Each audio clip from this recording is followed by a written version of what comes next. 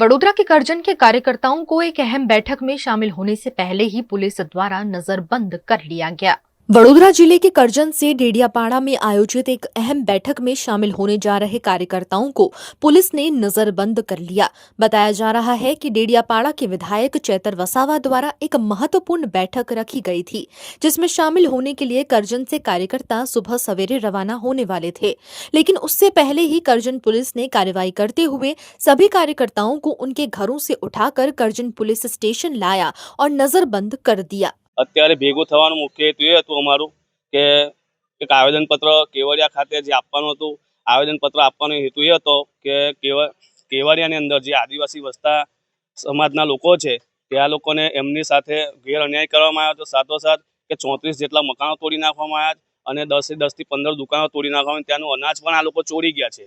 સારું, બીજા પૈસા પણ એ લોકો પાસે અત્યારે રહેવાના પૈસા પણ ચોરી ગયા છે। સોશિયલ મીડિયાના મારફતે અમને જાણવાનું મળ્યું છે। અને બીજી વસ્તુ કે આદિવાસીની જમીન હોવા છતાં પણ ત્યાં લોકોના બેઘર કરી નાખ્યા છે। નોટિસ વગર રાતે આવીને પોલીસનો ઉપયોગ કરીને આ સરકારે બેડી મૂકી ઓંધળી સરકારે એના મકાનો તોડી નાખવામાં આવ્યા છે। એના મિત્રે અમે આ બધા ભેગા થયા અને અમે આવેદનપત્ર આપવા જવાના બદલે આ કરજન પોલીસ સ્ટેશને અમને દરેક આગેવાનોને રાતે સવારમાં વહેલા આવીને અમને લઈ આવ્યા છે। જે 15 તારીખે ડિમોલેશન થયું એ મૂળ માલિકો છે, એમનું ગામ આજે નથી, આદિ અનાદિકાળથી વસેલું છે। એને પોતાના 7/12ની જમીનમાં એમણે પોતે મકાનો બનાવી રહેતા હતા, દુકાનો હતી, પણ આ સ્ટેચ્યુ ઓફ યુનિટી ઝાંકી નહીં પડે, પ્રધાનમંત્રીનો પ્રોજેક્ટ ડ્રીમ પ્રોજેક્ટ ઝાંકો નહીં પડે એટલા માટે ત્યાંથી ઝૂંપડાઓ હટાવવામાં આવે છે। એ જમીનો ઉદ્યોગપતિઓને, હોટલ મોટલોને આપવાનું જે ષડયંત્ર ચાલી રહ્યું છે એનો અમે વિરોધ કરીએ છીએ। એના વિરોધમાં આજે અમારે આવેદનપત્ર આપવાનો કાર્યક્રમ હતો। શાંતિથી પોલીસ અધિકારીઓ, પ્રશાસને કીધું કે પરવાનગી લેજો, અમે પરવાનગી પણ માંગી, એમણે પરવાનગી નથી આપીને શાંતિથી તમામ પોલીસ અધિકારીઓ તમામ આગેવાનોના ઘરે પહોંચી ગયા છે। કેટલાય આગેવાનોને નજરકેદ કર્યા છે, અમને પણ ડેડિયાપાડાથી ત્યાં જતા અહીંયા અટકાવી દીધા છે। ત્યારે આ લોકશાહી દેશમાં જે પોલીસની કામગીરી છે એના પર શંકા ઉપજાવે છે। શું પ્રજાના ટેક્સના પૈસા પોલીસને એના માટે મળે છે, વિપક્ષને દબાવવા, આદિવાસીઓને દબાવવા માટે? એટલે આ આદિવાસીનો અવાજ છે, આ સંવિધાનનો અવાજ છે, અમારી જનતાનો અવાજ છે, ક્યારે દબાવવાનો નથી।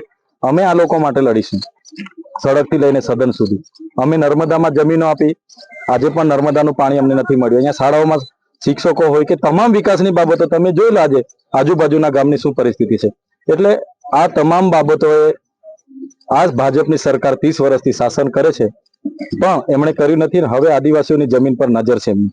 73 ની જમીનો શ્રી સરકાર કરીને ઉદ્યોગપતિઓને, IAS IPSઓને પધરાવી દીધી છે। એટલે અમે એનો સખત વિરોધ કરીએ છીએ। જો આ લોકોને ન્યાય નહીં મળશે તો આવનારા દિવસોમાં તમામ પ્રકારના કાર્યક્રમો સ્ટેચ્યુ ઓફ યુનિટી ખાતે અમે આપીશું। સાથે સાથે વિશ્વ આદિવાસી દિવસ હોય, આદિવાસી અધિકાર દિવસ હોય એ પણ ઉજવીશું। અને વડાપ્રધાનનો કાર્યક્રમ હોય કે મુખ્યમંત્રીનો કાર્યક્રમ હોય એનો પણ સર્વ આદિવાસી સમાજ અમે બહિષ્કાર કરીશું। નર્મદા જિલ્લામાં જાહેરનામું હોય તો આ હજારોની સંખ્યામાં પર્યટકો આવે છે, એમને કેમ અટકાવવામાં નથી આવતા? કેમ અમારા કાર્યક્રમમાં જાહેરનામું નડે છે? અને બીજું, પરવાનગી આવેદન માટે ના હોય છતાં અમે એમના કહેવા પ્રમાણે અમે માગી જ છે ન આપવાનું। એટલો બધો હાનો ડર છે, પોલીસને હાનો ડર છે, એટલો બધો સરકારને હાનો ડર છે। આપવો જોઈએ પરવાનગી, આ લોકશાહી દેશ છે, અમે ચૂંટાયેલા પ્રતિનિધિ છે।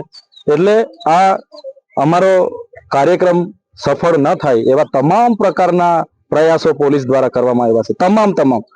એટલે પોલીસનું કામ શાંતિ, સલામતી, સુરક્ષા, કાયદો વ્યવસ્થા જાળવવાની જગ્યાએ આ તો માત્ર ને માત્ર દર અમારો કાર્યક્રમ હોય એટલે અમારી સામે આવી જવાનું, લડવાનું, ઘર્ષણ પેદા કરવાના, ટીંગાટોળી કરવાની। એટલે આ વસ્તુથી અમે સખત વિરોધ કરીએ છીએ।